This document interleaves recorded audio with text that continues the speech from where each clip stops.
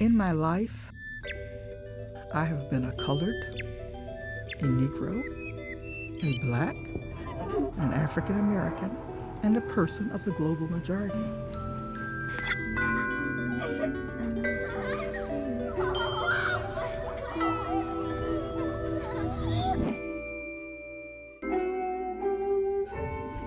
This is my reflection as a colored girl.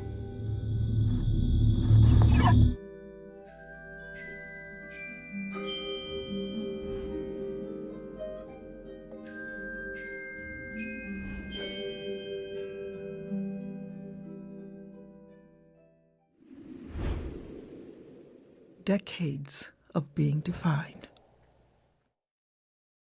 I was born May 2nd, 1945. The C on my birth certificate symbolized the life planned for me. As a colored, I was born into a society that would not recognize my beauty, my intelligence, or my humanity.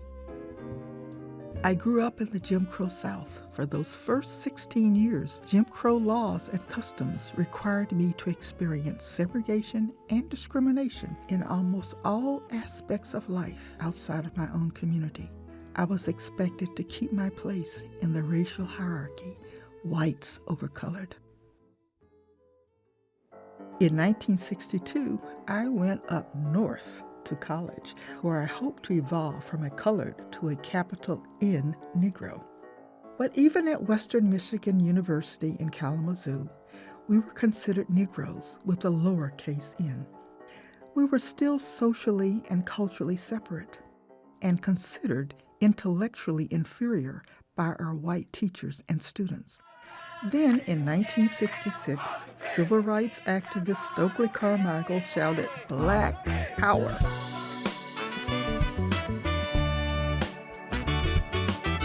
And instantly, my racial identity was changed. James Brown sang, "I'm black and I'm proud." Our afros were the rage, and this former colored girl embraced a new definition of beauty.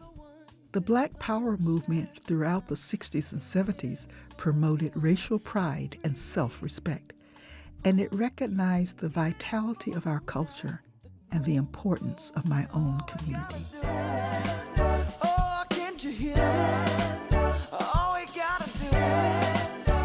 22 years later, in 1988, civil rights activist and Baptist preacher Reverend Jesse Jackson began a movement to change our designation from Black to African American. It was meant to show the direct connection to our country's history. In fact, it was the first time in the United States that Blacks were acknowledged as Americans. That didn't mean that the narrative of intellectual inferiority had changed just because we were now African Americans. My children experienced that old negative stereotype as early as elementary school.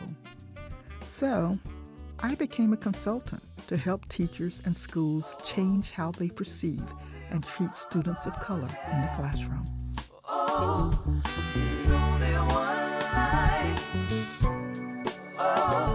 Today, I mark the other box, no longer bound by any social construct that accepts white superiority as the norm. I now consider myself a person of the global majority. Here in the United States, everything I learned as a colored, as a Black, as an African American, and as a person of the global majority allows me to fearlessly embrace my cultural heritage, a heritage that has sustained my people over 400 years.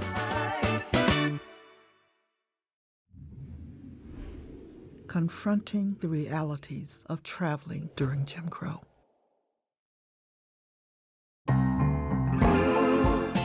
Traveling was the greatest adventure for me as a child.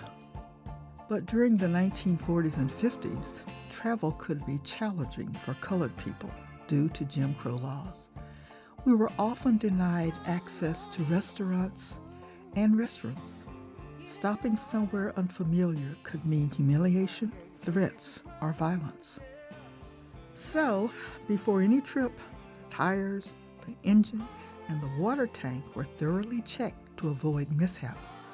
Colored drivers maintained the speed limit and always were aware of law enforcement. This was true for my father, who drove to and from Virginia. Without fail, Daddy was stopped for either driving too fast or driving too slowly. He carried extra money to pay the fine on the spot.